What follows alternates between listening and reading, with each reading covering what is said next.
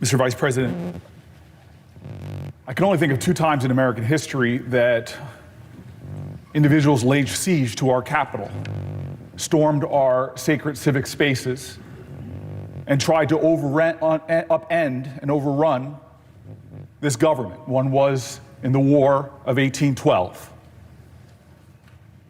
and the other one was today. What's interesting about the parallel between the two is they both were waving flags to a sole sovereign, to an individual, surrendering democratic principles to the cult of personality. One was a monarch in England, and the other were the flags I saw all over our Capitol, including in the hallways and in this room, to a single person named Donald Trump.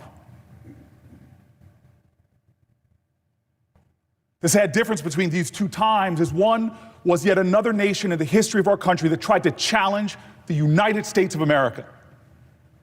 But this time, we brought this hell upon ourselves.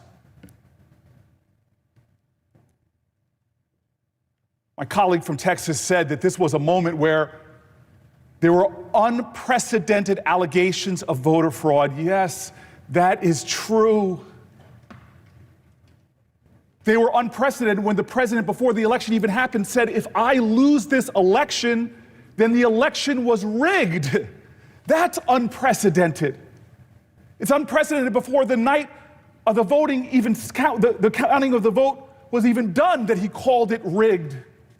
And it's unprecedented that he is fanning the flames of conspiracy theory to create a smokescreen in this nation to cover what he is trying to do, which is undermine our democratic principles. But it's not just that. The shame of this day is it's being aided and abetted by good Americans who are falling prey, who are choosing Trump over truth,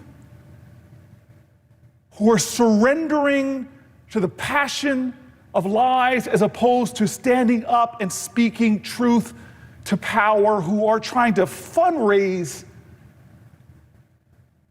off of the shame of conspiracy theories as opposed to doing the incalculably valuable, patriotic thing to speak truth to our nation.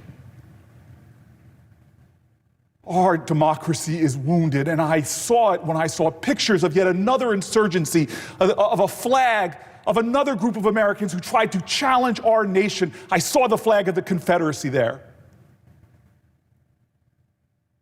What will we do? How will we confront this shame? How will we confront this dark second time in American history?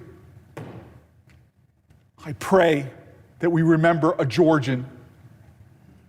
And his words, all I can say is we must in spirit join together like those Georgians on a bridge called the Edmund Pettus, who joined hands, who were called threats to our democracy, who were called outrageous epithets when they sought to expand our democracy, to save it and to heal it, when they joined arm in arm and said what we should say now, commit ourselves to that ideal, that together we shall overcome.